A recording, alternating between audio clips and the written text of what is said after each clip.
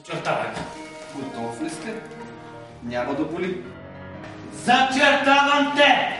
Зачертавам те! Освободи ме от присъствието си. Ще бъдеш възмезден.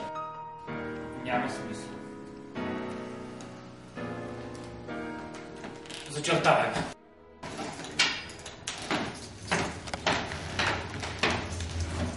Според мен, нашите взаимоотношения са приключени. Напускам те. Фатален ден. Фатален час. Извинете, кой ден по-вашему е днес? Петък 13. По-нашем. Естествено, мен ме викат все на тази дата. Готов ли сте? Няма да боли. Просто няма да ви има и толкова. Когато няма друг изход, има второ начало. Шо и шанс. Кой може да го даде? Аз? И никой няма да се сеща за мен.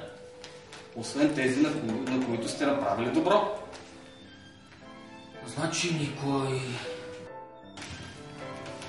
Ако искаш, ако си дискретен, в името на вселенските мъки и на двамата ни, защо не ни дадем втори шанс? Не е съмнителна размяна, а истински втори шанс на тези двамата там долу. Боже, истина ли е това? Аз не искам нищо, освен да бъде твоята воля. Ама от чисто женско любопитство искам да те попитам.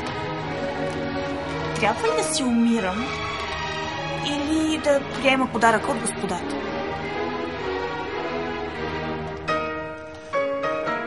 Трябва ли да им вярвам?